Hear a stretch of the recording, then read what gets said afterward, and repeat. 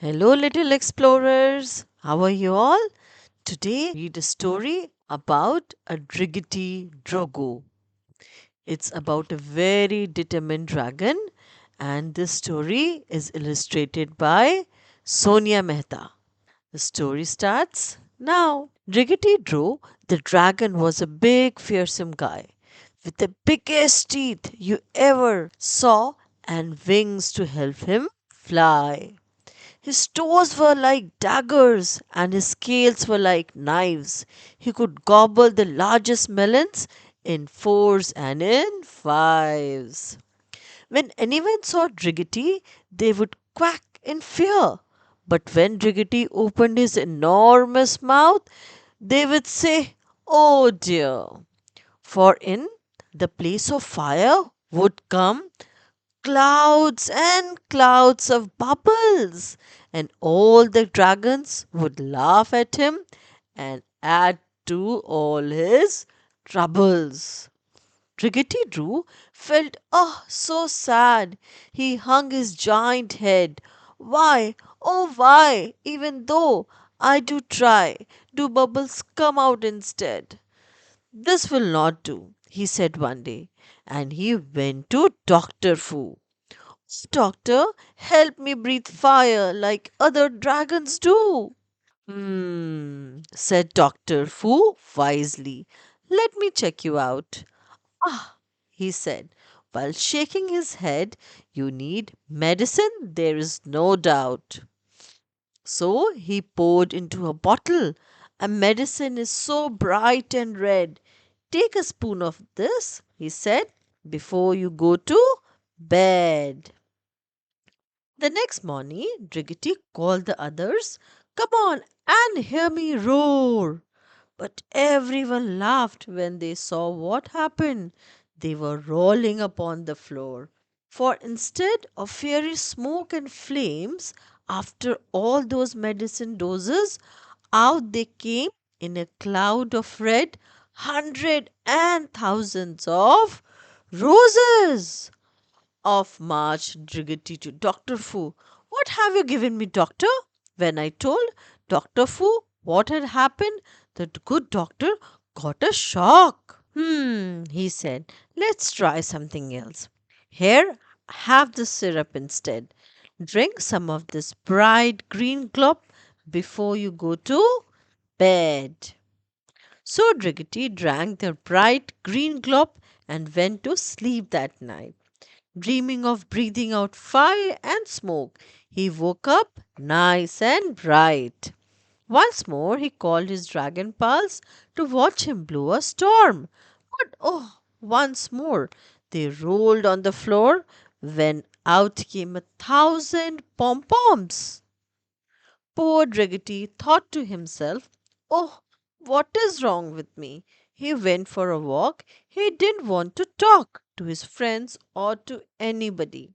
As he walked, a thought came to him. Maybe medicine isn't the answer. Can't help you learn to sing or make you a brilliant dancer. Then suddenly Driggety had an idea. I need to practice, he thought, and learn from someone who breathes fire and smoke and fumes that are ever so hot.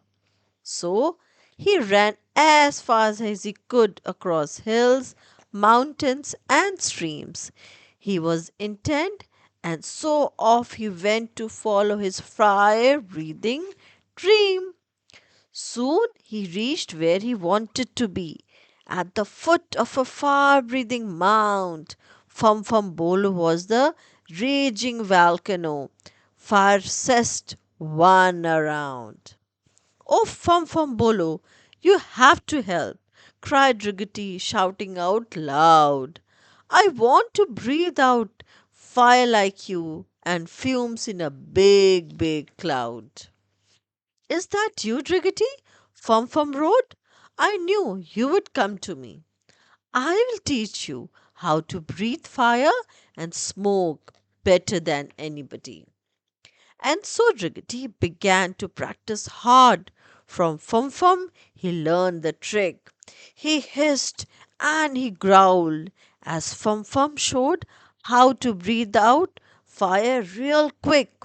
Driggety Drew began to practice.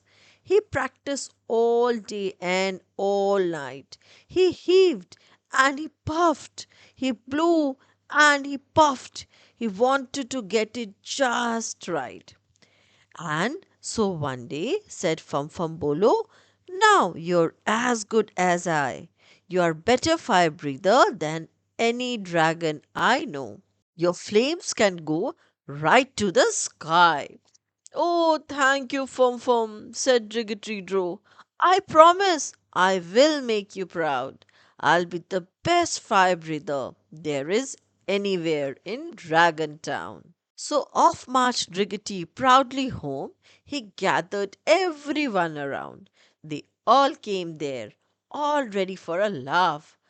But to their shock, they found Driggety Drove was breathing out fire and smoke that rose right up to the sky. They started and gazed. They were utterly amazed to see the flames go so high. How did you do it? They gasped in surprise.